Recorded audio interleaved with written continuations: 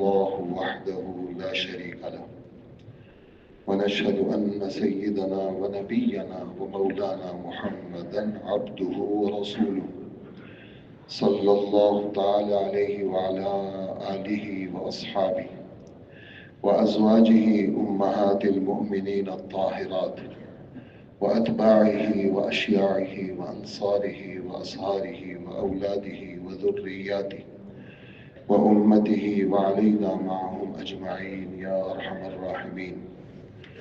أما بعد فأعوذ بالله من الشيطان الرجيم. بسم الله الرحمن الرحيم.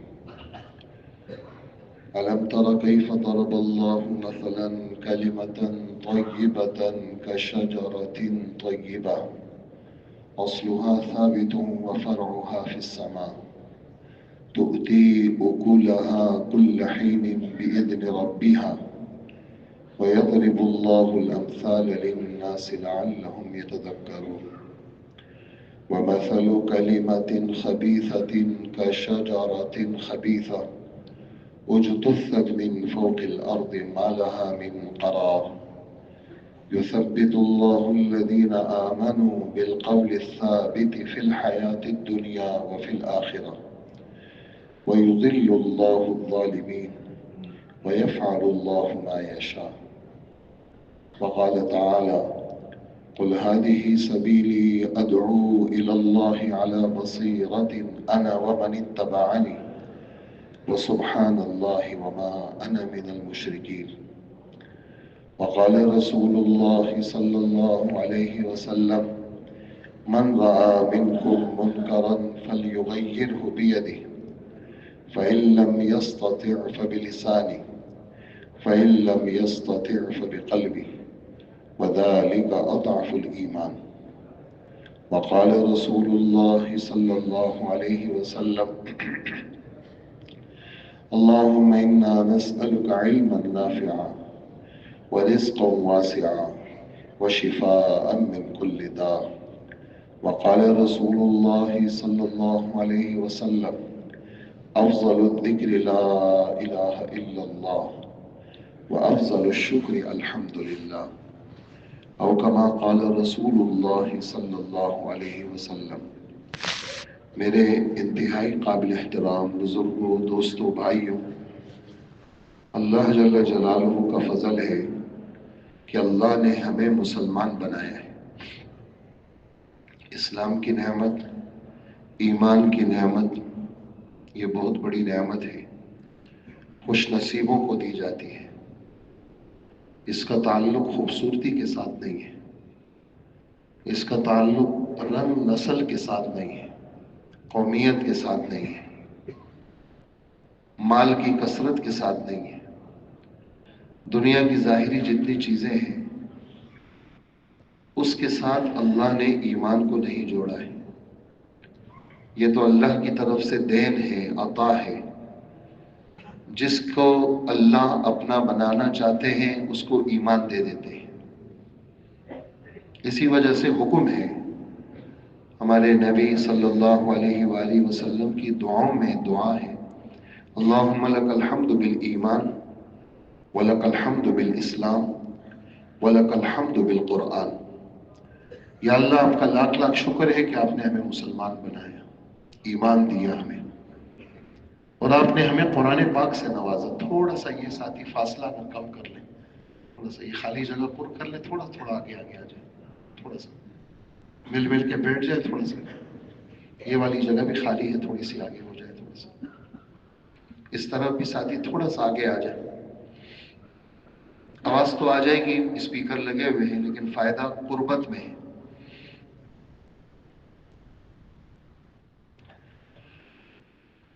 تو اللہ نے انتخاب کیا، اس میں ہمارا کوئی کمال نہیں ہے۔ اللہ یجتبی الیہ من یشاء، جس کا چاہتے ہیں انتخاب کرتے ہیں۔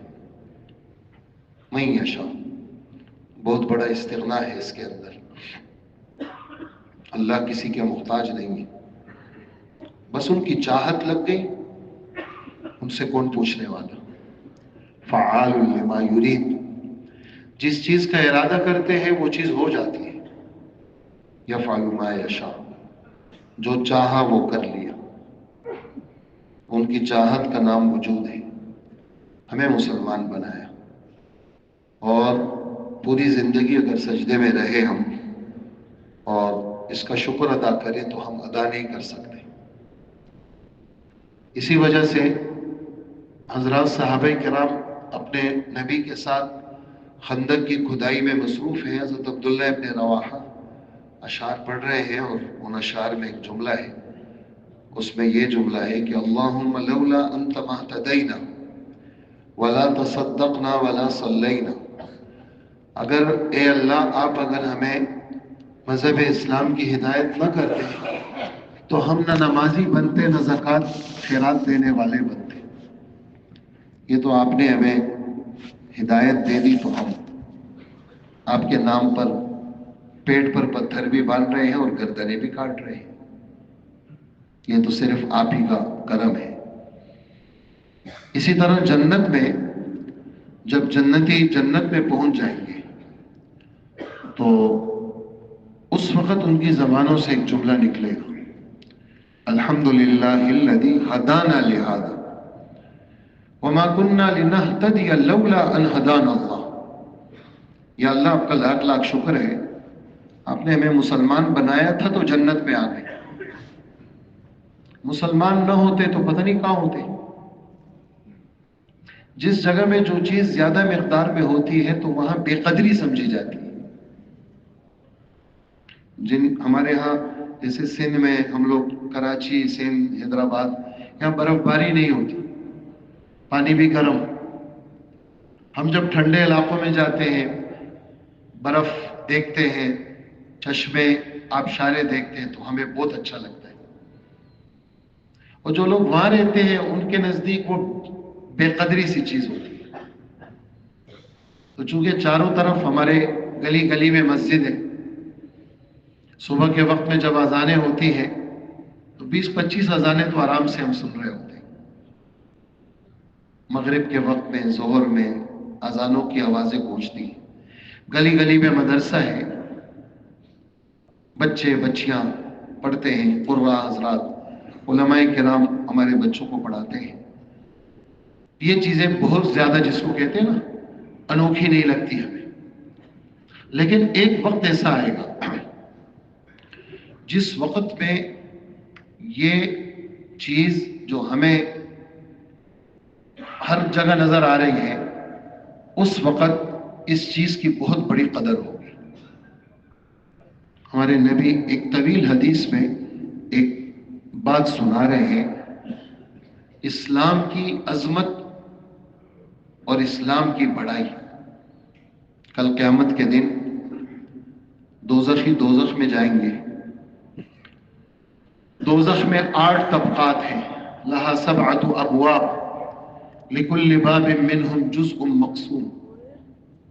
سب سے نیچے طبقے میں منافق، ہر طبقے کی اپنی اپنی تشکیل۔ کچھ گناہگار مسلمان بھی دوزخ میں ہوں گے۔ شفاعت کی ایک لمبی حدیث ہے جس میں اللہ کے رسول صلی اللہ علیہ وآلہ وسلم فرماتے ہیں کہ اللہ پاک، اللہ کے رسول سجدہ کریں گے، شفاعت کی اجازت ملے گی، آپ سفارش کریں گے، ہوتے ہوتے چوتھی دفعہ، 3 دفعہ تو آپ کو اجازت مل گئی، ثم اخر ساجدا رابعا، چوتھی دفعہ میں سجدہ کروں گا، اور اس وقت مجھے وہ تعریفی کلمات یاد نہیں ہیں۔ ہمارے نبی فرما رہے ہیں کہ میں اللہ کی کیا تعریف کروں گا، یہ اسی وقت اللہ میرے دل میں ڈالیں گے تو میں اللہ کی تعریف کروں گا۔ پھر اللہ پاک مجھ سے فرمائیں گے کہ اے محمد سر اٹھاؤ، سل تعطا اشفع تشفع، آپ جو مانگیں گے وہ ملے گا، اور جس کی سفارش آپ کریں گے اور آپ کی سفارش قبول ہوگی۔ تو پہلی دفعہ میں، دوسری دفعہ میں، تیسری دفعہ میں، چوتھی دفعہ کے اندر ہمارے نبی فرمائیں گے کہ بہت ہی معمولی ایمان کا نور کسی کے دل میں ہے، پوری زندگی میں کسی ایک دفعہ بھی مجھ سے ڈرا ہے، پوری زندگی میں بس ایک دفعہ اس نے میرا نام لیا ہے، اللہ کا نام لیا ہے، بس اے اللہ مجھے اجازت دے دے کہ میں اس کی بھی سفارش کروں اور آپ اس کو بھی بخش دیں۔ اس وقت اللہ پاک فرمائیں گے لیس ذاک لکا، جو آپ کو سفارش کا حق تھا وہ ہم نے دے دیا، یہ آپ کا حق نہیں ہے، یہ میرا حق ہے۔ میں دوزخ سے لأخرجن من النار من کان فی قلبہ ادنا ادنا ادنا، بہت ہی معمولی سی روشنی جس کے دل میں ایمان کی ہوگی، میں ضرور اس کو دوزخ سے نکالوں گا۔ دوزخ سے نکل جائیں گے لوگ۔ تو جب یہ دوزخ سے مسلمان اس اسلام کے معمولی سے نام پر یہ جب نکلیں گے تو کافر پوچھیں گے بھئی تم تو ہمارے ساتھ تھے، تم تو جل رہے تھے، تم کیسے نکلے؟ تو انہوں نے کہا کہ ہمارے پاس تھوڑا سا اسلام موجود ہے، اس تھوڑے سے اسلام کی روشنی کی وجہ سے ہمارے رب نے بخشش کا اعلان کر دیا۔ اس نقشے کو اللہ پاک 14ویں پارے کے پہلی لائن میں بیان کر رہے ہیں۔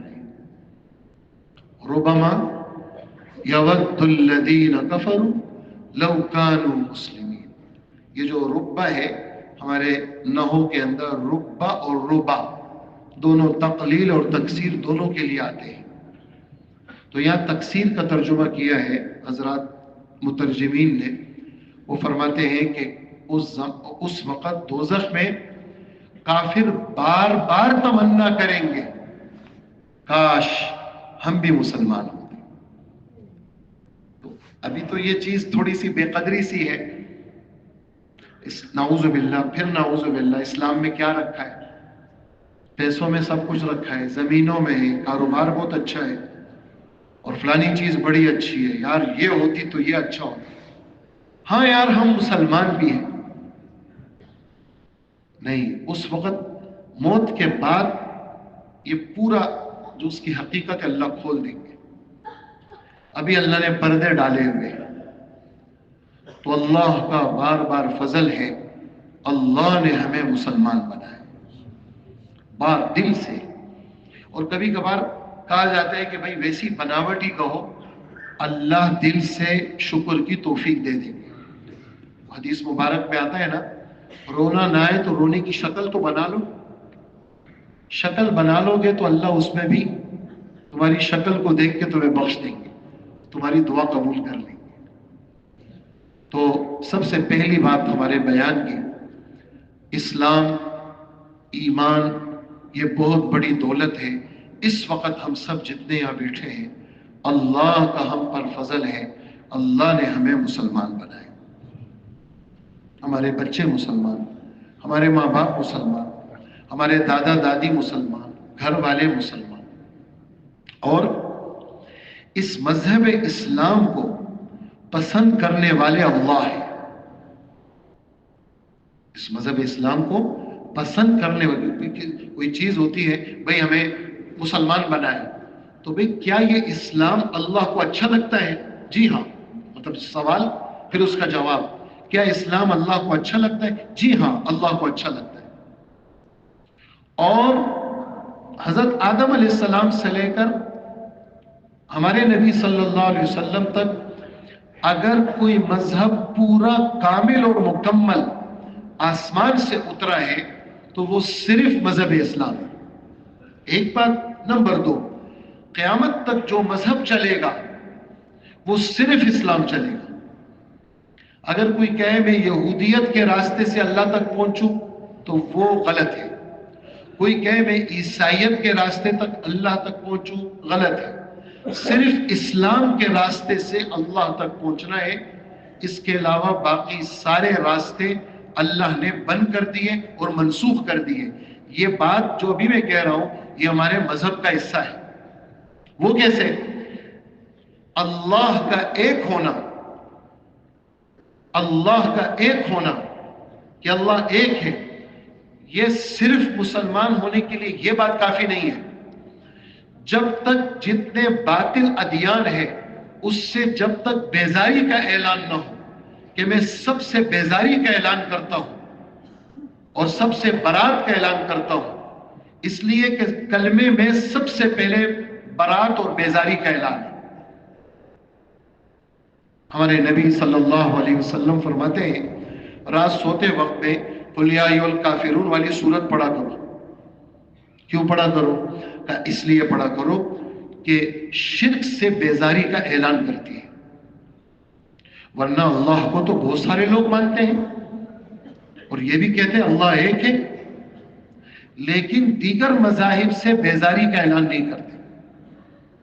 کتنے سارے لوگ، یہ بات سمجھنے اور سننے کی ہے، کتنے سارے لوگ وہ کافر ٹھہرائے گئے صرف اس بنیاد پر کہ وہ اللہ کو تو ایک مانتے تھے لیکن ادیان باطلہ سے بیزاری کا اعلان نہیں کیا۔ برات، بیزاری، کہ میں سارے مذاہب سے بیزار ہوں، صرف ایک مذہب اسلام کو چاہنے والا ہوں۔ تو یہ بات قرآن پاک میں موجود ہے، الیوم اکملت لکم دینکم، چھٹا پارہ، عرفات کے میدان میں جمعے کا دن ہے، یہ ٹکڑا نازل ہو رہا ہے کہ آج کے دن تمہارے دین کو میں نے تمہارے لیے مکمل کر لیا۔ اور یہ جو مذہب ہے یہ نعمت ہے، مذہب نعمت ہے، اس نعمت کو میں نے تمہارے لیے پورا کیا، تمہارا نفع ہے اس کے اندر، لام لام لام سب منفعت کے لیے۔ الیوم اکملت لکم دینکم واتممت علیکم نعمتی، یہ نعمت تمہارے لیے مکمل۔ ورضیت لکم الاسلام دینا، اور میں نے مذہب اسلام کو تمہارے لیے بطور مذہب کے میں نے پسند کیا ہے۔ تیسرا پارہ، اس کے بالکل نصف میں اللہ پاک فرماتے ہیں اللہ کے دربار میں اگر کوئی مذہب مقبول ہے تو وہ صرف اور صرف اسلام ہے۔ یہ اس ٹکڑے کا ترجمہ ہے، ان الدین عند اللہ الاسلام، بے شک بات ہے دین جو نجات والا دین ہے وہ صرف اور صرف اسلام ہے۔ اسی تیسرے پارے کے آخری صفحے میں فرماتے ہیں وَمَن يَبْتَغِ غَيْرَ الْإِسْلَامِ دِينًا فَلَن يُقْبَلَ مِنْهُ، جو اسلام سے ہٹ کے کسی اور دین کو اپنا مذہب بنائے گا اللہ کے دربار میں ہرگز قبول نہیں ہے، صرف اسلام کو۔ مشکات شریف کتاب الایمان کی روایت، سب بڑی کتابوں میں یہ حدیث موجود ہے۔ ہمارے نبی صلی اللہ علیہ وسلم فرماتے ہیں لا يسمع بی یہودی ولا نصرانی، میرے بارے میں اگر کسی یہودی کو پتہ چلے کہ میں اللہ کا نبی ہوں اور عیسائی کو پتہ چلے کہ میں اللہ کا نبی ہوں، ان دونوں کا ذکر اس لیے کیا کہ یہ دونوں آسمانی مذہب کے ماننے والے تھے، ورنہ سارے اس میں مراد ہیں۔ پتہ چلے، یہودی کو پتہ چلے اور عیسائی کو پتہ چلے، اور پھر بھی وہ کہے کہ میں محمد کو نہیں مانتا، باقی سب کچھ کو مانتا ہوں، تو میرے نہ ماننے کی وجہ سے وہ جنت میں کبھی بھی نہیں جائے گا، وہ دوزخی ہے۔ تو آپ کی آمد پر جتنے آسمانی مذاہب تھے سب منسوخ ہو گئے، صرف مذہب اسلام چلے گا۔ اس لیے آدمی کو دل سے اس مذہب اسلام سے محبت کرنی چاہیے۔ مسلم ترجمہ تابعدار، گردن جھکانے والا، اللہ کے سامنے اپنی ساری خواہشات کو قربان کرنے والا۔ تو یہ مذہب اسلام، ہم سب مسلمان اس مذہب اسلام کا پہلا جو سبق ہے ایمان اور اسلام۔ آپ کون ہے؟ جی میں مومن ہوں۔ آپ کون ہے؟ میں مسلم ہوں۔ دونوں کیا ہیں؟ نتیجے کے اعتبار سے دونوں ایک ہیں، لیکن تھوڑا سا فرق اس معنی کر کے ہے کہ ایمان کا تعلق انسان کے دل کے ساتھ ہے اور اسلام کا تعلق انسان کے ظاہر کے ساتھ ہے۔ ایمان کا تعلق انسان کے دل کے ساتھ ہے، دل سے محمد صلی اللہ علیہ وسلم پہ بھروسہ کر کے آپ سے کوئی سوال کرے بھی ایمان کی تعریف بتاؤ تو آپ کہیں گے ایمان کہتے ہیں اللہ کے رسول پر بھروسہ کر کے اللہ کے رسول کی ہر بات کو مشاہدہ کیے بغیر دل سے سچا ماننا۔ دل سے اللہ ایک ہے، دل سے اس کو سچا ماننا۔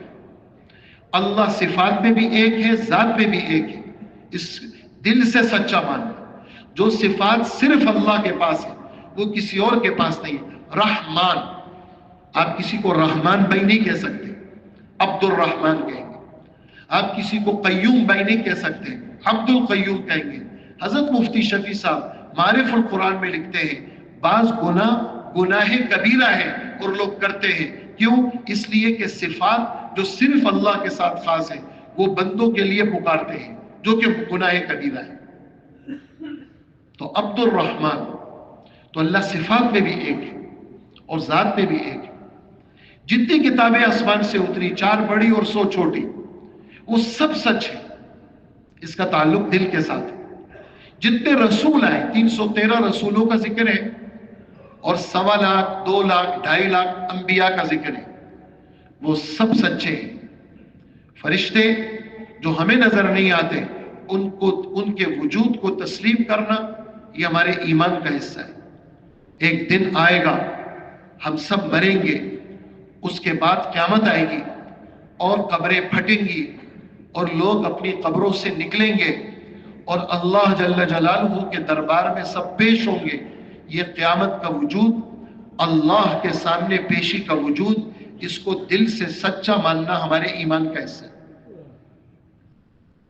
آسمان اور زمین کی پیدائش سے 50,000 سال پہلے جو قیامت تک ہونے والا تھا، ہمارے رب نے سب کچھ لکھ لیا، خیر بھی لکھ لیا، شر بھی لکھ لیا۔ اس پر ایمان لانا، اس کو تقدیر کہتے ہیں، ہمارے ایمان کا حصہ ہے۔ یہ جتنی باتیں آپ نے سنی، اس سب کا تعلق دل کے ساتھ ہے، اس کو ایمان کہتے ہیں۔ اسی وجہ سے غیب کی باتوں کا تذکرہ کرنا، ہمارے تبلیغ میں کہتے جی مذاکرہ کرو، آخرت کی باتوں کو بیان کرو، قبر کی باتوں کو بیان کرو۔ قبر میں مردہ رکھا جاتا ہے، 2 فرشتے آتے ہیں اور اس مردے کو بٹھاتے ہیں اور اس سے سوال ہوتا ہے تمہارا دین بتاؤ، تمہارا مذہب کیا ہے؟ تو یہ مذہب کے بارے میں اسلام کا بتاتا ہے، رب کے بارے میں اللہ کا بتاتا ہے، پیغمبر کے بارے میں محمد الرسول اللہ کا بتاتا ہے، اور یہ سب کے ساتھ ہوگا، کوئی اس سے بچے گا نہیں۔ اسی وجہ سے ہمارے رب نے قرآن پاک میں کلمہ طیبہ تو عنوان ہے، کلمہ طیبہ تو عنوان ہے کہ دل میں جب کلمہ بیٹھ جاتا ہے، دل میں جب کلمہ بیٹھ جاتا ہے تو پھر اس کا سر سے لے کر پیر تک بدن تابع دار ہو جاتا ہے۔ دل میں جب کلمہ بیٹھ جاتا ہے اس کا سر سے لے کر پیر تک بدن تابع دار ہو جاتا ہے۔ اور اس تبلیغ میں سر فہرست اسی محنت کا ذکر ہے۔ ہم جو جماعتوں میں نکلتے ہیں، نکل گئے جی مسجد پہنچ گئے، ہم مسجد میں پہنچتے ہیں، ہمارے ساتھیوں کو سب سے پہلے 6 نمبر بھائیوں کو یاد کرو۔ اسی وجہ سے نئے اور پرانے کی جوڑی بنائی جاتی ہے۔ سب نئے ساتھی ہو تو پھر ان کو چلائے گا کون؟ سارے پرانے ساتھی ہو تو پھر سیکھیں گے کیا؟ اس لیے کہتے ہیں بھئی نئے پرانے مل کر کے جماعتوں میں جائیں تاکہ سیکھنے سکھانے کا موقع ملے۔ اور یہ اللہ کے راستے میں نکلنا، انسان کے دل، انسان کی جذبات بدلتے ہیں، خیالات بدلتے ہیں۔ جب یہ نکلتا ہے تو اس کو اپنی پچھلی زندگی پر حسرت ہونے لگتی ہے کہ یہ میں نے اپنی پچھلی زندگی برباد کر لی، یہ میں نے کیا کیا؟ اور اس کو سچی توبہ کی توفیق ملتی ہے۔ اس کا پہلا قدم خدا کے راستے میں نکلنا، یہ اس کی ہدایت کا سبب بنتا ہے۔ یہ بات سچ ہے، بالکل اس بات پہ جھوٹ نہیں ہے۔ اسی وجہ سے بار بار نکلنے کی ترغیب، آپ نے دیکھا ہوگا بیان ہوتا ہے، بیان بھائی کون کون تیار ہے۔ یہ جو بار بار نکلنے کا کہا جاتا ہے، اس نکلنے میں ایک بہت بڑا راز یہ ہے، انسان کا دل دماغ بدل جاتا ہے۔ اس کو مسجد کے ماحول میں اللہ سچی توبہ دیتے ہیں، اس کو مسجد کے ماحول میں اللہ ایمان اور یقین کی برکات دیتے ہیں۔ اور خود ہمارے نبی صلی اللہ علیہ وسلم فرماتے ہیں کہ اللہ پاک نے یہ بات فرمائی کہ اے عیسیٰ میں آپ کے بعد ایک امت بھیجوں گا اور وہ امت محمدیہ ہوگی، اور یہ ان کی صفات ہوں گی، اور ولا حلم ولا علم ولا عقل، بہت بڑی عقل نہیں رکھیں گے وہ، اور بہت بڑی بردباری بھی نہیں ہوگی ان کے اندر، اور بہت بڑھیا علوم بھی نہیں رکھیں گے۔ اچھا جب ایسا ہوگا تو پھر اتنی بڑی فضیلت؟ فرمایا ہاں، میں اپنے خاص علمی خزانے سے ان کو علم دوں گا، میں اپنے خاص عقل کا جو میرے پاس خزانہ ہے، ایسے لوگوں کو میں عقل کا خزانہ دوں گا، برداشت، حلم، برداشت، میں ان کو میرے پاس جو برداشت کا خزانہ ہے، میں اپنے برداشت کے خزانوں میں سے ان کو دوں گا۔ تو یہ اس راستے کی برکات ہے۔ اس لیے اس راستے کو حقیر سمجھنا اور اس سے پیچھے ہٹنا اور اپنی دنیاوی چیزوں کو ترجیح دینا، چھوٹی چھوٹی چیزیں ہماری اللہ کے اتنے بڑے کام میں رکاوٹ بن رہی، اللہ کی محبت کے حصول میں رکاوٹ بن رہی ہے۔ تبلیغ کا نکلنا یہ صرف لوگوں میں دعوت کے لیے پھرنا نہیں ہے، اس کا جو اصلی نتیجہ ہے، اس بندے کو اللہ کی محبت ملتی ہے۔ اب کہیں گے یہ کیسے؟ کہ یہ اس طرح کہ یہ بندہ اللہ کے روٹھے ہوئے بندوں کو اللہ سے ملاتا ہے، اللہ سے باغی بندوں کو ان کے پیچھے جا کے ان کو مسجد والا بناتا ہے، ان کے پیچھے جا کے ان کو سیروزے میں نکالتا ہے، ان کے پیچھے جا کے ان کو اللہ کے راستے میں نکالتا ہے۔ وہ بندے جو روٹھے ہوئے تھے، جو اللہ کو نہیں پہچانتے تھے، اس کی تھوڑی سی کوشش سے وہ اللہ والے بن گئے۔ تو جس شخص نے ان روٹھے ہوئے بندوں کو اللہ کے ساتھ ملایا، اللہ پاک سر فہرست اس کو اپنا محبوب بنائیں گے۔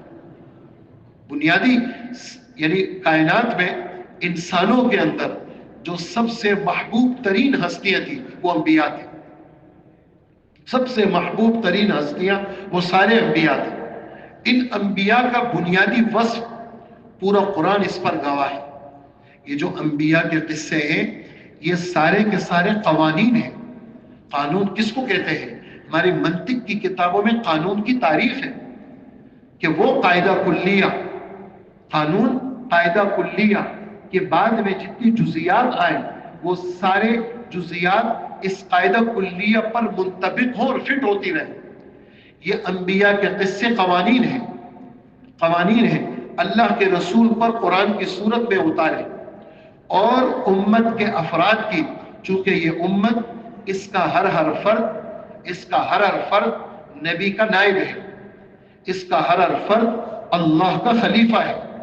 یہ باتیں ایسی نہیں ہیں کہ کہیں سے سنی ہوئی ہے، یہ سب باتیں قرآن و حدیث کی ہیں، یہ آسمان سے اتری ہوئی باتیں ہیں۔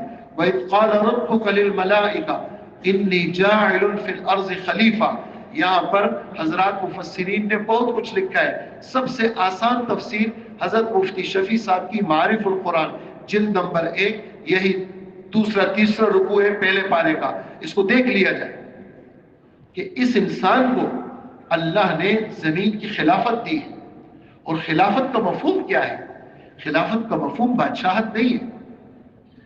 خلافت کا مفہوم اگرچہ بہت سارے شریعت کے احکامات وہ اسی سے پورے ہوں گے، بادشاہت کے جو عہدے ہیں اسی سے پورے ہوں گے، لیکن نیچے عوامی طبقے میں اللہ کا دین کیسے زندہ ہوگا؟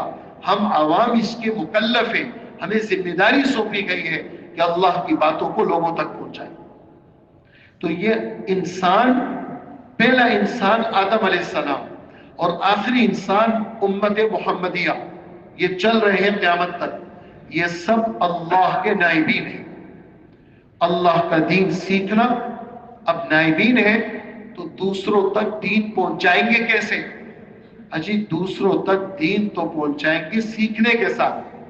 تو سیکھنے کے لیے آسمانی علوم ملے ہیں، سیکھنے کے لیے آسمانی علوم اللہ نے دیے ہیں کہ ہم ان آسمانی علوم کو سیکھیں۔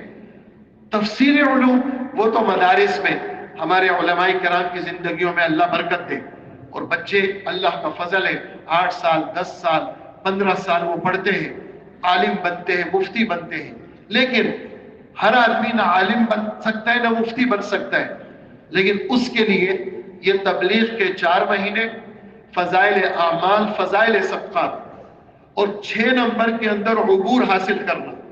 جب یہ 6 نمبر میں عبور حاصل کرے گا تو یہی باتیں سیکھ کر کے اس کی برکت سے اللہ جل جلالہ اس کی برکت سے اللہ جل جلالہ لوگوں کو دین سکھائیں گے، اور دین اللہ پاک اس کی برکت سے عوامی لوگ وہ دیندار بنیں گے.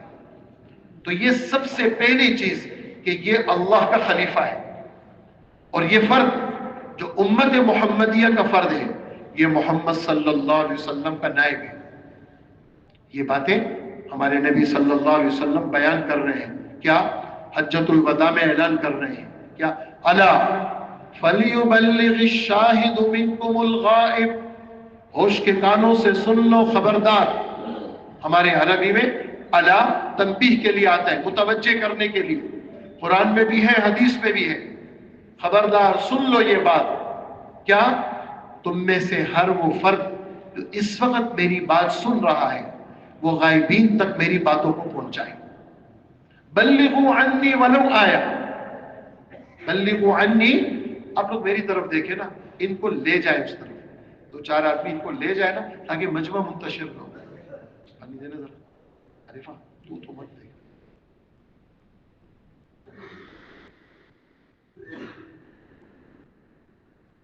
آپ لوگ ادھر دیکھیں، تم لوگ میرے نائب بن کر کے تمہیں ایک بھی بات اگر آتی ہے تم نے آگے پہنچانی ہے. اور پھر آپ صلی اللہ علیہ وسلم ان دین کے پہنچانے والوں کو دعائیں دے رہے ہیں، دعائیں دے رہے ہیں. جو شخص اللہ اور اس کے رسول کی باتیں سنے گا، محفوظ رکھے گا اور آگے جا کر کے ان باتوں کو پہنچائے گا، اللہ اس کو کبھی غمگین نہیں کریں گے. اس کا چہرہ ہمیشہ خوش رہے گا، تر و تازہ رہے گا. ہاں، دل کے ہر غم کو تبسم میں چھپایا ہم نے. اس کا دل غموں سے چور ہوگا لیکن اس کے چہرے پہ مسکراہٹ ہوگی.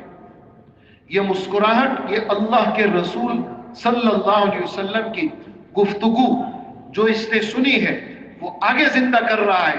اس کی برکت سے اللہ پاک اس کے چہرے کو ہمیشہ تر و تازہ رکھے. جو میری بات سنتا ہے اور اس کو محفوظ رکھتا ہے اور پھر آگے جا کر کے ان باتوں کو زندہ کرتا ہے تو اللہ جل جلالہ اس کو ہمیشہ خوش رکھیں گے. تو دوستو یہ باتیں ہم سب نیت کریں، ہم نے ان باتوں کو آگے پہنچانا ہے. آپ کے ٹنڈو آدم میں کافی دفعہ آنا ہوا لیکن ہماری محنت اتنی کمزور ہو گئی کہ مجمع شب جمعے میں بالکل نہ ہونے کے برابر ہے، کیونکہ ہم دعوت ہی نہیں دیتے. حالانکہ اسی مرکز میں میں نے 2-3 بیان کیے ہیں، یہ جگہ ساری بھری ہوئی ہوتی تھی لیکن آج اتنے سے لوگ ہیں. یہ کیا ہوا؟ ہم نے بات پہنچانا چھوڑ دی. ہم پتہ نہیں اب کیا کیا پہنچاتے ہیں، اب ہم کچھ اور پہنچانے لگ گئے. جو خدا اور خدا کے رسول کی بات تھی اور خدا اور خدا کے رسول کی ترتیب پر تھی وہ باتیں ہم نے چھوڑ دی. اور جو آدمی اپنا کام چھوڑ دیتا ہے اللہ ہم سب کو حفاظت میں رکھے، وہ پھر کسی کام کا نہیں رہتا. جس آدمی کے ذمے جو کام ہو وہ کام چھوڑ دیتا ہے پھر آدمی کسی کام کا نہیں رہتا. مولانا ابراہیم صاحب دیولا رحمۃ اللہ علیہ دامت برکاتہم اپنے ایک انڈیا کے بیان میں قصہ سناتے ہیں اور کہا کہ فارسی کی کتابوں میں یہ قصہ ہے. وہ کیا قصہ ہے کہ بادشاہ کا باز تھا، وہ باز کھو گیا. وہ کھو گیا تو اڑ گیا. وہ شکار بادشاہ اس کے لیے اس کے ذریعے سے کرتا تھا، تازہ تازہ گوشت بادشاہ اس کو دیتا تھا. اڑ گیا وہاں سے، محل سے اڑا گیا، کسی بوڑھی عورت کے مکان کی چھت پہ بیٹھ گیا. اس بوڑھی عورت نے اس کو پکڑ لیا، پکڑ کے کہنے لگی آئے ہائے تیرے ناخن اتنے بڑے ناخن ہو گئے تیرے. اب وہ پنجے جس کے ذریعے سے وہ باز شکار کرتا تھا وہ بڑی بھی لگ گئی اور جو ہے نا کینچی لے کر کے اس کے ناخن کاٹ لیے. اور پھر کہا یہ چونچ تیری اتنی بڑی، وہ سمجھی کہ یہ مرغی کی چونچ چونکہ سیدھی ہوتی ہے تو یہ ٹیڑھی اتنی بڑی چونچ ہے. کہا اتنی بڑی چونچ تیری یہ چونچ بھی بڑی ہو گئی ہے. وہ لگ گئی جناب، وہ چونچ بھی کاٹ دی. اور تیسرا کام کیا کیا بڑی بی نے تیسرا کام یہ کیا، اچھا تیرے تو یہ بال اتنے بڑے بڑے ہو گئے، اس کے پر کاٹ دیے. تو وہ پر جس سے وہ اڑان کرتا تھا وہ بھی گئے، اور وہ پنجے جس سے وہ جھپٹتا تھا شکار پر وہ بھی گئے، اور وہ چونچ جس سے وہ شکار کو زخمی کرتا تھا وہ بھی گئے. اب بادشاہ نے لوگوں کو بھیجا کہ بھئی دیکھو، پولیس والے پھرتے پھرتے بڑی بی کے گھر پہنچ گئے. اور بھی یہ تو بادشاہ کا ہے. تو کہا یہ ہے، بس یہ لے لو. اب وہ جب وہ بادشاہ کے پاس پہنچا تو بادشاہ نے کیا کہا، جو اپنا کام نہیں کرتا اللہ اس کو ایسا ہی ذلیل کرتے ہیں، اور ایسا ذلیل کرتے ہیں کہ وہ کسی کام کا نہیں رہتا. اب تو اپنے کام کا بھی نہیں رہا، کھائے گا کیسے، اڑے گا کیسے، چلے گا کیسے، اور ہمارے کام کا بھی نہیں رہا. اس لیے کہ اب تو شکار ہمارے لیے کیسے کرے گا، اڑ تو سکتا نہیں ہے. ناخن تیرے چلے گئے اور چونچ تیری چلی گئی. تو دوستو، جب آدمی اللہ کا کام چھوڑ دیتا ہے اللہ اس کو دنیا والوں کے حوالے کر دیتا ہے. وہ دنیا والے اس کو فٹ بال بناتے ہیں. اور آپ نے دیکھا ہوگا کرکٹ اور فٹ بال اور ہاکی میں بڑے سلیقے کے ساتھ وہ شاٹ مارتے ہیں نا، تاکہ گیند دکھے نہیں. ایسا ہوتا ہے نہیں نا، ایسا نہیں ہوتا نا. وہ تو پاؤں فٹ بال کے جہاں بھی لگے اور جتنی بے دردی سے لگے، اور شاٹ بول کے اوپر بلہ وہ جتنی زور سے لگے تاکہ خوب زور سے بول لگے اور جا کر کے چھکا لگے اور چوکا لگے، اور خوب زور سے ہاکی لگتی ہے بول پہ تاکہ گول ہو جائے. ایسے ہی اللہ پاک اس کو فٹ بال بنا دیتے ہیں. لوگ اس فٹ بال کے ساتھ کھیلتے رہتے ہیں اور شیطان اس کا مذاق اڑاتا ہے. اور جب آدمی اپنا کام چھوڑ دیتا ہے، حدیث مبارک میں ایک جملہ ہے، اگرچہ وہ کسی خاص موقع کے لیے ہے، لیکن دوستو یہاں وہ جملہ لگے گا کہ حضور صلی اللہ علیہ وسلم فرماتے ہیں بیت الخلا جاؤ تو بسم اللہ پڑھا کرو، تاکہ یہ بسم اللہ شیطان اور تمہارے بیچ میں آڑ بن جائے. اور اگر تم بسم اللہ نہیں پڑھو گے، دعا کے بغیر گئے، شیطان تمہارے ستر شرمگاہ کے ساتھ کھیلے گا اور تمہارا مذاق اڑائے گا. جب آدمی اللہ کا کام نہیں کرتا دوستو، پھر نفس و شیطان اس کو گمراہ کرتے ہیں اور آرام طلبی میں لگ جاتا ہے. ہمارے نبی صلی اللہ علیہ وسلم صحابہ کو بھیج رہے ہیں. کہاں بھیج رہے ہیں؟ کام کے لیے بھیج رہے ہیں، اپنے سے جدا کر رہے ہیں.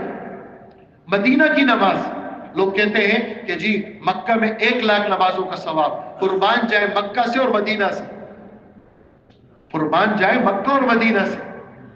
اللہ پاک ہمیں بار بار لے جائے اور مکہ مکرمہ اور مدینہ منورہ سے اللہ کا ہمیں کبھی محروم نہ کرے.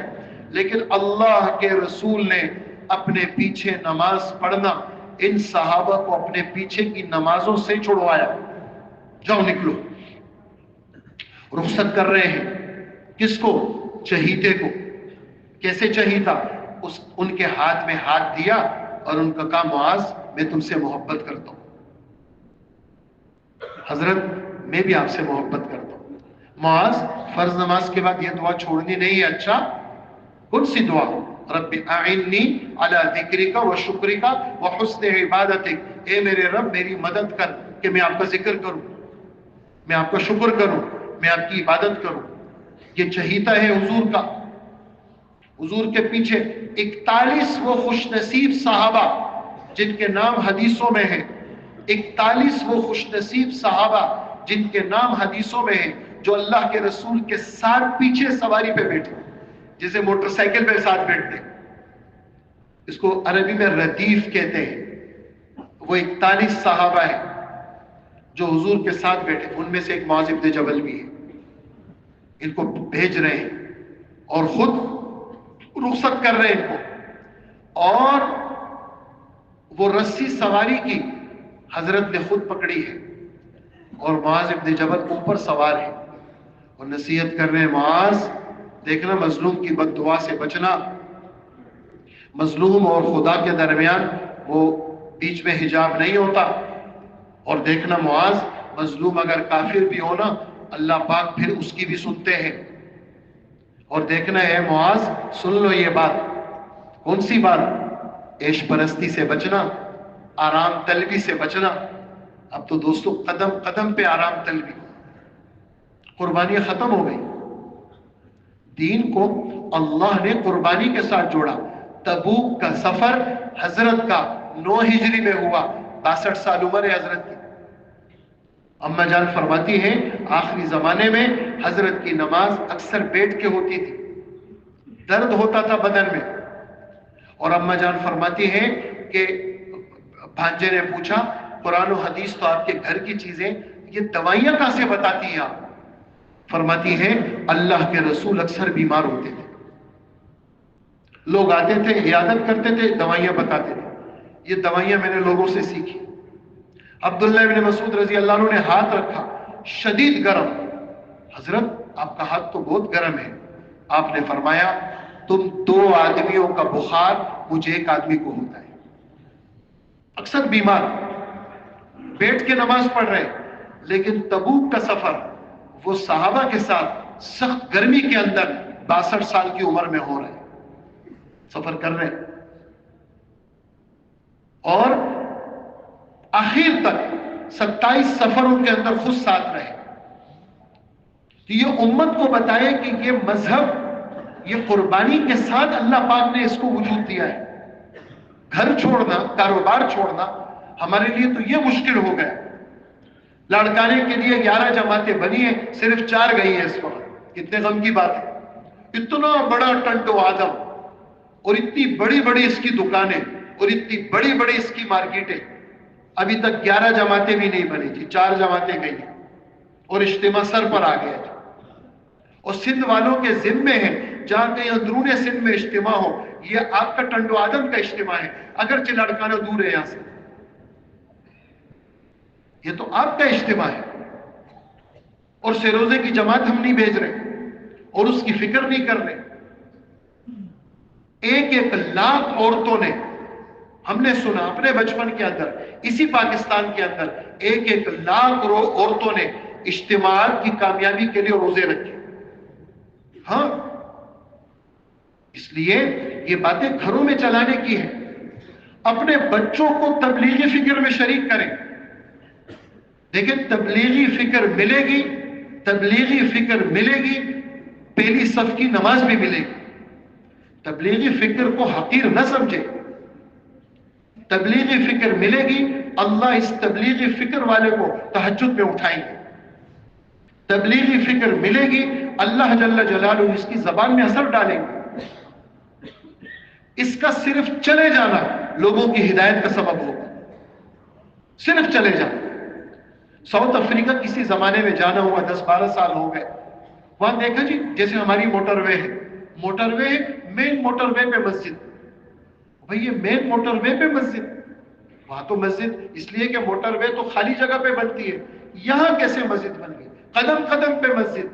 کہنے لگے یہاں 1.5 سال کی جماعتیں آتی تھی، اور وہ جہاں خیمہ انہوں نے لگایا، اس زمانے میں تو سڑکیں نہیں تھی، یہ موٹر وے ابھی بنی، جس جگہ خیمہ لگایا اللہ نے وہاں مسجد بنا دی.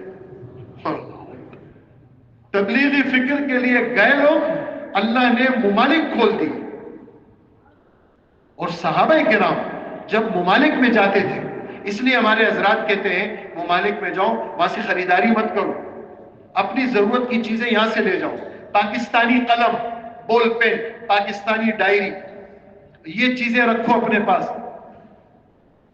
بیرون کی چیزیں مت لیا کرو. کیوں؟ صحابہ یہ فرماتے تھے انما ہممنا الآخرہ. ہماری سوچ، ہماری فکر، ہم تمہارے ملک تمہیں مبارک، ہم تمہارے ملک کیا کہنے. اسی وجہ سے حضرت عمر صحابہ کرام جب جاتے تھے، حالانکہ عیسائی عورتوں سے، اہل کتاب سے شادی کرنے میں کوئی حرج نہیں، لیکن سختی سے حضرت عمر نے منع کیا تھا تاکہ لوگ اس غرض سے نہ جائیں، صرف اللہ کے لیے جائیں. تو ایسے صرف اللہ کے لیے جانے میں اللہ نے برکت رکھی. اور یہ کہنا کہ تبلیغ میں جی سہولت ہی سہولت ہے اور کچھ نہیں ہے، ایسی بات نہیں ہے. قربانی ہے اس کے اندر. اس کا مطلق شب جمعہ یہ قربانی ہے، اس کا صرف گشت میں شریک ہونا قربانی ہے، اس کا منگل کے مشورے میں آنا قربانی ہے۔ یہ جو ہمارے بزرگوں نے پہرے میں کھڑا کر دیا، جی اذان کی ڈیوٹی لگ گئی، اجی آپ علماء کو لے لیں، آپ طلباء کو لے لیں، آپ تشکیل میں آ جائیں، اس کے جز میں اللہ نے قربانی رکھی۔ اور یہی مسلم جب تک مشقت میں رہے گا، جب تک مشقت میں رہے گا، اس کی روحانی صحت بھی ٹھیک رہے گی اور اس کا بدنی صحت بھی ٹھیک رہے گی۔ وہ کیسے؟ قرآن پاک میں ہمارے رب فرماتے ہیں لَقَدْ خَلَقْنَا الْإِنسَانَ فِي كَبَدٍ، انسان کے مزاج میں مشقت ہے۔ جب سے اس نے مشقت کو چھوڑا، اس کا جسم بھی برباد ہوا، اس کی روح بھی برباد ہوئی۔ ثُمَّ لَتُسْأَلُنَّ يَوْمَئِذٍ عَنِ النَّعِيمِ۔ شاہ عبد القادر صاحب ترجمہ کرتے ہیں اللہ تم سے تمہاری آرام طلبی کے بارے میں پوچھے۔ نعمت تو اس کا عام ترجمہ ہے، حضرت نے اس کا ترجمہ آرام طلبی کیا ہے۔ تم جو آرام طلب بن گئے نا، اللہ تم سے پوچھے۔ یہ پنکھوں کی ہوائیں گرمیوں کے اندر اور سردیوں میں ہیٹر کی ہوائیں، اور اسی طرح گرم بسترے، اور اسی طرح گرمیوں کے اندر یہ ٹھنڈی چیزیں اور سردیوں میں گرم چیزیں، اللہ تم سے پوچھے۔ ایک ایک چیز کا سوال ہوگا، تو اگر سوال سے بچنا ہے تبلیغ میں نکلے دوست۔ اس تبلیغ کے کام پہ اعتراض کرنا بہت آسان ہے، کھڑے ہو جاتے ہیں لوگ، چھوٹے چھوٹے ہوتے ہیں اور اعتراض کرتے ہیں۔ ذرا آئیں تھوڑا سا نکلیں، اس کام، اس تبلیغ کے کام کی بنیادوں میں علماء ہیں، اس تبلیغ کے کام کی بنیادوں میں علماء ہیں۔ حضرت مولانا اشرف علی تھانوی رحمۃ اللہ علیہ سخت مزاج آدمی، جب حضرت کے کام کی کارگزاری سامنے آئی تو کیا جملہ تھا؟ کتابوں میں حضرت تھانوی کا جملہ موجود ہے، مولوی الیاس نے یاس کو آس میں بدل دیا۔ مولوی الیاس نے، یاس مانے مایوسی، لوگ مذہب کے زندہ ہونے سے مایوس ہو گئے تھے، مولوی الیاس کی محنت نے یاس کو آس میں بدل دیا۔ یاس مانے مایوسی، آس مانے امید۔ یہ مایوس ہو گئے تھے لوگ، اب مذہب کے زندہ ہونے کی امید پیدا ہو گئی۔ مذہب زندہ ہو رہا ہے، مذہب زندہ ہو رہا ہے۔ لوگ گئے، ابھی کراچی کے اجتماع میں مولانا احمد بٹلہ صاحب بیان کر رہے ہیں، کہہ رہے لوگ کاروباری لوگ تھے اور وہ کافی عرصے سے کسی کے پیسے لیے ہوئے تھے، واپس آ گئے، 4 مہینے لگا کے آئے۔ بھئی آپ لوگ کہاں گئے تھے؟ آپ لوگوں کے تو چہرے بدل گئے، آپ تو داڑیاں منڈاتے تھے، اتنی خوبصورت داڑیاں، اور آپ تو ایسے ویسے کپڑے پہنتے تھے، ایسا سفید لباس اور ایسی کیا شاندار ٹوپی سفید پہنی ہوئی۔ تو اس نے کہا، انہوں نے کہا ہاں ہم گئے تھے اللہ کے راستے میں اور ہم آپ کے ساتھ کاروبار میں شریک، لیکن ہم نے آپ کو دھوکہ دیا ہے۔ آج ہم دھوکے کی معافی مانگنے بھی آئے ہیں اور آپ کو پیسے دینے بھی آئے ہیں۔ اس نے کہا مجھے تو کوئی دھوکہ نہیں دیا۔ کہا آپ کو پتہ نہیں، وہ ہمیں پتہ ہے کہ ہم نے آپ کو کیا کیا دھوکہ دیا۔ وہ ہندو آدمی، مولانا احمد بٹلہ صاحب کہنے لگے عید کا دن تھا، وہ ہندو آدمی کھڑا ہوا ممبر کے پاس اور کہنے لگا کہ میں لوگ عید کا بیان کرتے ہیں، میں تمہیں اپنے مسلمان ہونے کا قصہ سناتا ہوں کہ میرے ساتھ کاروبار میں شریک مسلمان تھے، میرا پیسہ کھا گئے تھے، مجھے پتہ بھی نہیں تھا۔ آ کر کے انہوں نے مجھ سے معافی مانگی اور انہوں نے میرے سارے پیسے لوٹائے۔ کیوں؟ انہوں نے کہا ہم تبلیغ میں گئے تو ہم نے توبہ کر لی۔ ان کی اس تبلیغ میں نقل و حرکت کی وجہ سے آج میں نے کلمہ پڑھا اور میں نے 4 مہینے لگا لیے۔ یہ نکلنا یہ معمولی نہیں ہے۔ مولانا ابراہیم صاحب فرمانے لگے 18 سال پرانی زکوٰۃ، ایک بندہ آیا کہنے لگا 4 مہینے لگا لیے میں نے، اور میں تو پیسے والا آدمی تھا، میں نے زکاتیں نہیں دی۔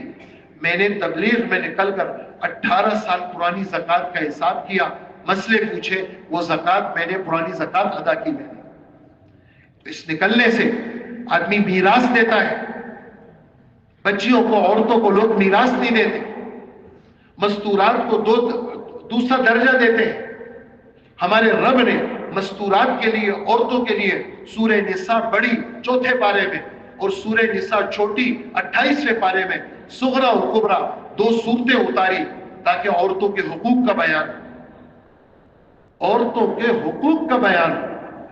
یہ اس تبلیغ میں نکل کر لوگ اپنی مستورات کو حقوق دے رہے ہیں، ورنہ لوگ اپنی عورتوں کا حق کھا رہے تھے چاہے پکے دیندار تھے. لیکن تبلیغ میں نکل کر اندر ایمان کی حرارت بیدار ہوتی ہے. اس لیے میرے محترم دوستو، اس کام کو حقیر نہ سمجھیں. ہم سب اللہ کے خلیفہ ہیں اور ہم سب اللہ کے رسول کے نائب ہیں. کیوں؟ نبی کوئی آئے گا نہیں. ختم نبوت ہمارے بزرگ اس اعلان کو بار بار کرتے ہیں.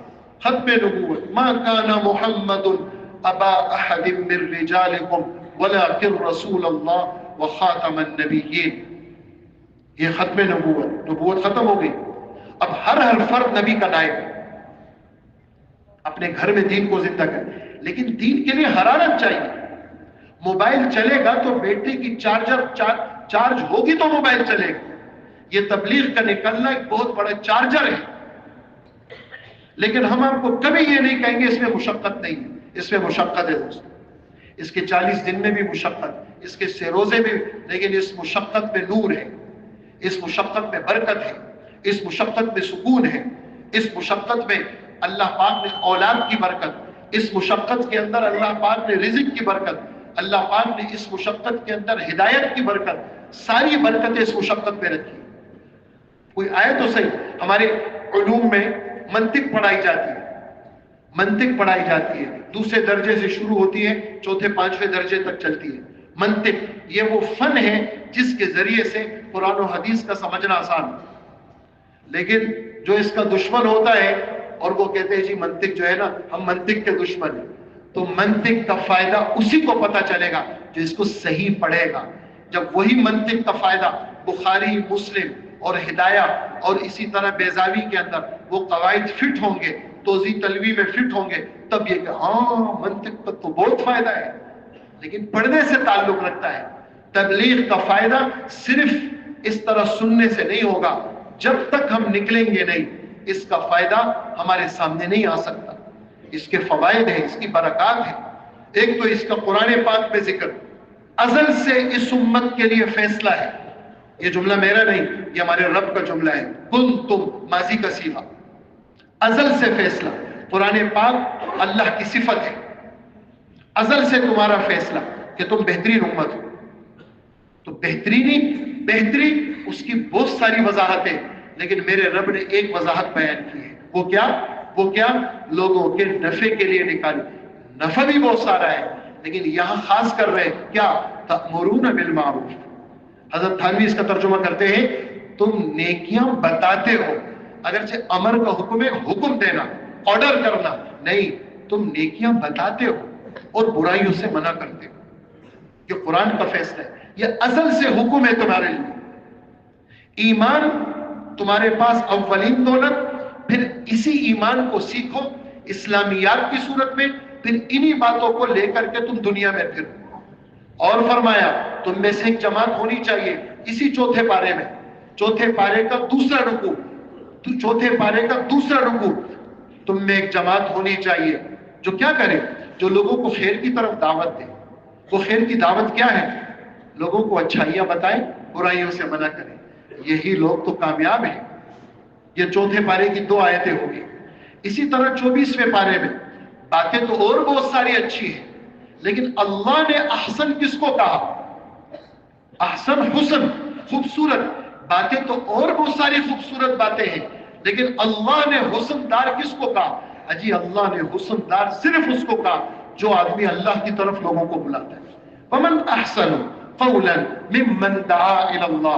اس سے احسن، صرف اس میں تفضیل، اس سے اچھی بات کسی کی ہو ہی نہیں سکتی جو لوگوں کو اللہ کی طرف بلائے. لیکن بلائے اور خود بدعمل رہے نہیں، خود بھی نیک عمل ہے. بلائے اور اپنے کو بڑا سمجھے نہیں، وہ خود تو عاجز ہے، اپنے کو حقیر سمجھتا ہے. یہ میرا راستہ ہے. 13واں پارہ سورہ یوسف کا آخری رکوع. یہ میرا راستہ ہے. کون سا آپ کا راستہ ہے؟ اللہ پاک فرما رہے ہیں یہ میرا راستہ ہے. آپ کہہ دیجئے اللہ کے رسول یہ میرا راستہ ہے. کون سا راستہ؟ ادعو الی اللہ، کہ میں دعوت دیتا ہوں لوگوں کو اللہ کی طرف، لیکن ایسے ہی کمزور دعوت نہیں، بصیرت یقین کے ساتھ. اسی دعوت میں کامیابی ہے. میرا بھی راستہ ہے، انا ومن اتبعنی.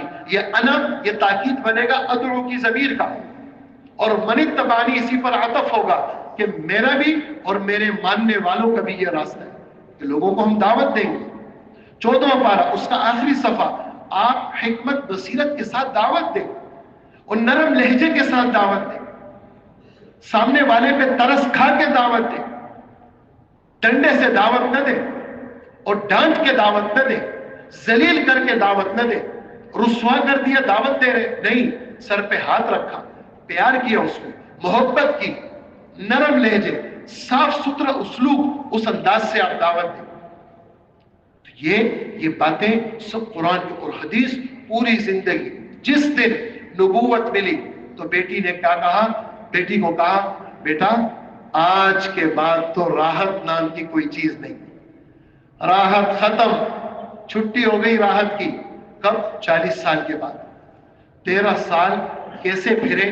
اللہ اکبر. اوپر سواری سے نیچے بھی گرائے گئے. 13 سال کیسے پھرے؟ پورا بدن میں پتھر لگے، وہ پاؤں جوتے مبارک وہ خون سے رنگین ہو گئے، اور جبرائیل آ رہے ہیں اور کہہ رہے ہیں بد دعا دے دے. فرمایا نا، میری قوم کو اللہ ہدایت دے دے، ان کو پتہ نہیں ہے. مولانا عمر پالنپوری صاحب ہندوستان کے ایک بیان میں کہہ رہے ہیں اللہ پاک نے، اللہ کے رسول، ہم پاکستان ہندوستان والوں کو جو ہدایت دی ہے حضرت محمد صلی اللہ علیہ وسلم کی طائف کی قربانیوں کی وجہ سے ہدایت ملی ہے. وہ کیسے؟ تب وہ اس طرح کہ حضرت نے وہاں پر پتھر لگے، حضرت کو خون نکلا حضرت کا. یہ جو چھوٹی سی دعا ہمیں فضائل اعمال میں اور سیرت میں ملتی ہے، یہ تھوڑی سی دعا حضور نے مانگی ہوگی. اس وقت تو حضور نے کس درد سے دعائیں مانگی ہوگی، کیا کیا کہا ہوگا اللہ کو، کیا کیا کیا کیا مناجات کی ہوگی اللہ سے. یہ تو چھوٹی سی دعا ہے، اللہ میں اپنی بے بسی کی شکایت کرتا ہوں، لوگوں میں ذلت اور رسوائی کی شکایت کرتا ہوں. ورنہ اس وقت کیا کیا ہمارے نبی نے مانگا ہوگا. اور فرمایا اگر اس وقت حضرت بد دعا دے دیتے طائف کا وجود ختم ہو جاتا. لیکن اللہ نے محمد بن قاسم ثقفی، یہ طائف کے رہائشی تھے، اس کی برکت سے اللہ نے یہاں ہندوستان پاکستان میں دین کو زندہ کیا. وہ مشقت اٹھائی، وہ قبول ہوئی، اگرچہ اس وقت کسی نے نہیں سنی. اور عجیب آپ حیران ہوں گے، یہی طائف والے مسلمان ہو کے آتے پھر شرطیں بھی لگاتے، ہم نماز نہیں پڑھیں گے، ہم زکوٰۃ نہیں دیں گے، ہم ایسا نہیں کریں گے. کلمہ پڑھ لیا ہم نے، ہمارے نبی صلی اللہ علیہ وسلم ان کی شرائط مان رہے ہیں، نماز کے لیے تو نہیں مانا، باقی شرائط ان کی مان لی. لیکن آپ دیکھیں کہ حضور صلی اللہ علیہ وسلم کی وہ صبر آج ہماری ہدایت کا سبب بنا. اس لیے دوستو یہ راستہ، باتیں بہت ساری ہیں، میں بات ختم کروں گا. ہم سب دوستوں نیت کریں یہ نکلنا، اس کو حقیر نہ سمجھیں، اور کبھی بھی مرتے دم تک تبلیغ کے کام کے مخالف نہ بنے. اگر مخالف بنے تو پوری نسل تباہ ہو. یہ بد دعا نہیں ہے دوستو، یہ چونکہ یہ کام قرآن و حدیث کا کام ہے، یہ کام اللہ کے رسول کی پوری زندگی کا کام ہے.